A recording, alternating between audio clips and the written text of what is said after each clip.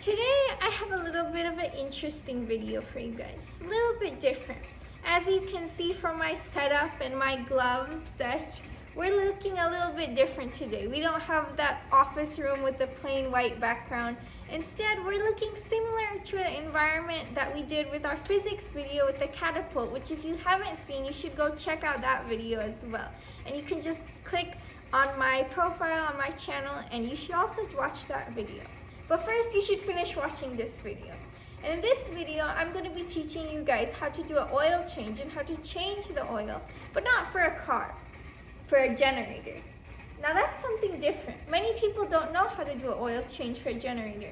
And it's important and highly critical that you do an oil change for your generator. Otherwise, your generator will stop working over time and the quality of your generator is overall going to decline.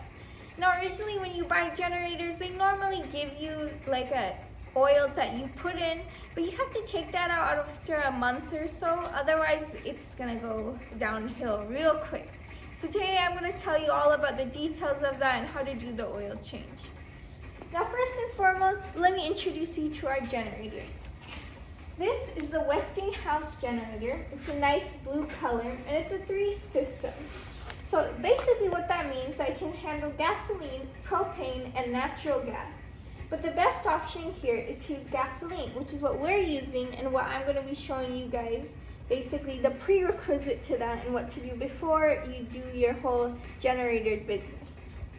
Now first and foremost, you're going to need to know where is this oil even going to come out from, obviously, because I have to collect this oil. I'm not just going to let it pee, basically. And that is from this bolt right here.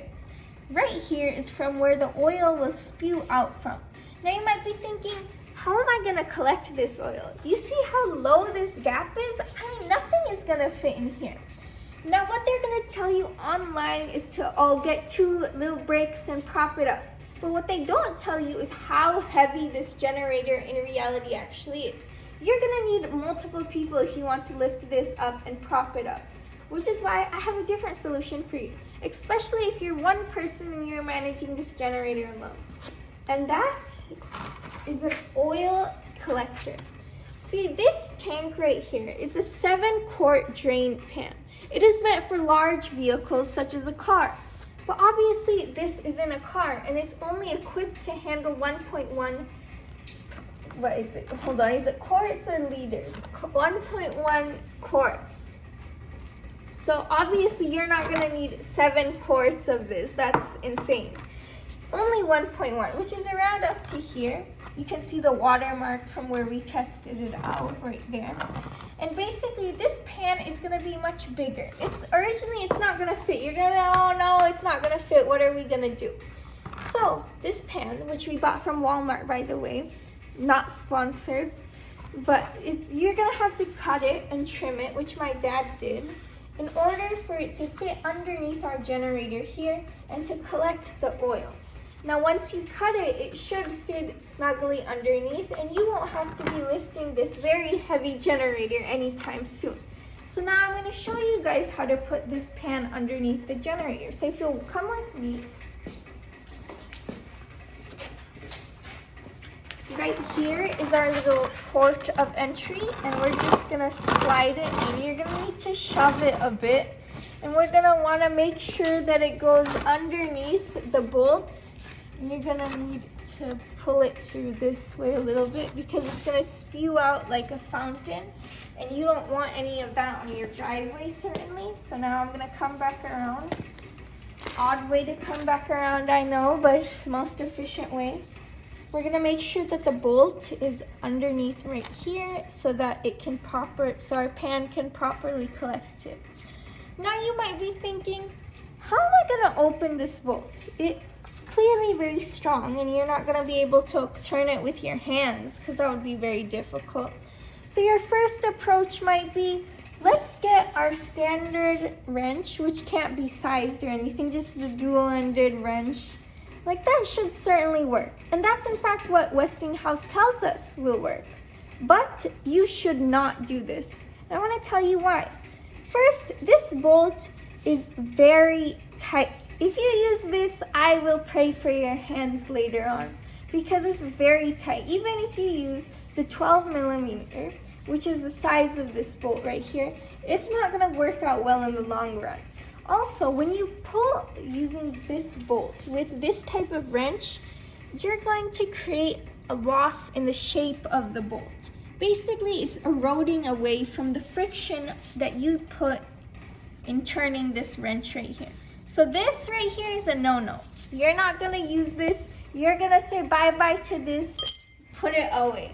Instead, you need to bring your fancy ratchet right here. And this is a medium-sized 3x8 ratchet. Sometimes they sell bigger ones, sometimes they sell smaller ones. But for this, you're gonna want a 3x8, which is a medium-sized one. If you use a smaller one, it's gonna hit right here, and you're not gonna be able to put much force into opening it. And B, if you use too long, then it's like, oh, I'm so far away. Okay, so you have your ratchet, but you can't just use a ratchet. You need a 6-inch extension. Again, they sell smaller ones or bigger ones, but you need a 6-inch one so it can go past here and it doesn't fit. And you're going to need a socket. Specifically, you're going to use a 12 millimeter socket. This is because of the bolt. You don't want to use a huge socket like that one for a baby bolt. But you first, to set up your ratchet, there's this little knob right here. It's going to tell you whether the ratchet goes clockwise or counterclockwise. The way that it's set up right now, you're going to want to go counterclockwise when opening your bolt, because if you go clockwise, you're not actually doing any work, unfortunately. So now you're just going to put your extension in like this, and then you're going to take your socket, and anyway, you just flip it on like this, and you're going to want to go counterclockwise, because if you go this way, it's not doing anything. Basically, if it makes sound, you're doing it wrong. And you're gonna wanna put your ratchet in your bolt. And I'm not gonna actually do it right now because then oil will spew out and then we have a problem because I'm not prepared for that right now. But you're gonna wanna go and you're gonna wanna put a little bit of force into it.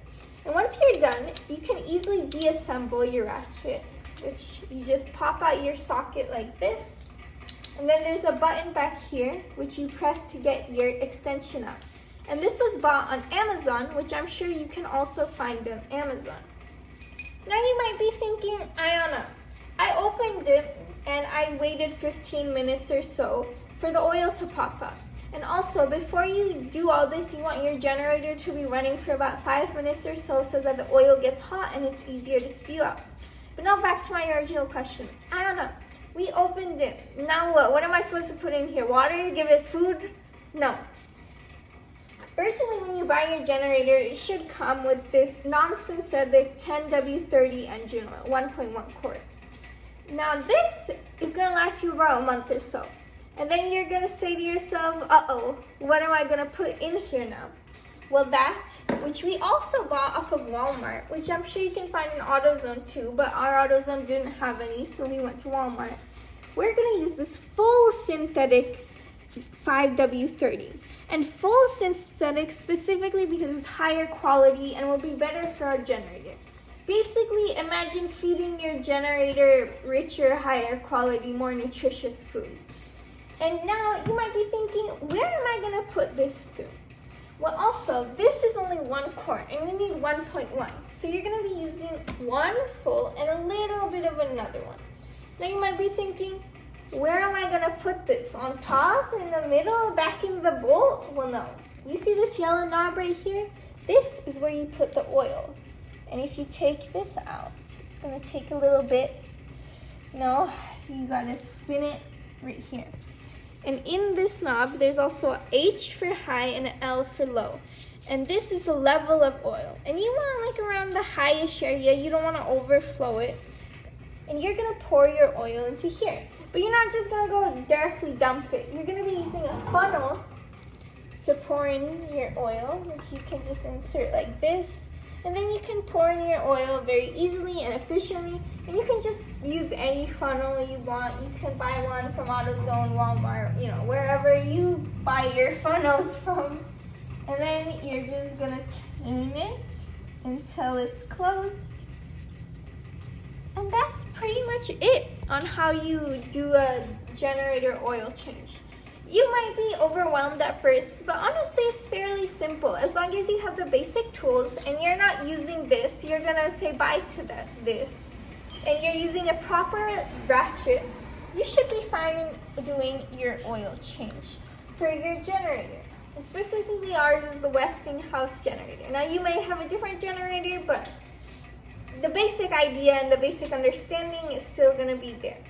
So I hope you all enjoyed watching this video, and I hope you all are now automotive experts, because of me. I gave you some automotive advice, even though I myself am not an automotive expert. But I hope that this video helped you all. And I hope that you like and subscribe to my channel, and be sure to check out my other videos and my YouTube channel, especially my physics one. And then also check out my website and my other channels and other stuff. Basically just check out everything. I mean, if you go to my website, you can basically find everything on there, and be sure to buy my books on Amazon.com. I hope you all are doing amazing, and I'll see y'all in the next video. Bye, future automotive generated experts.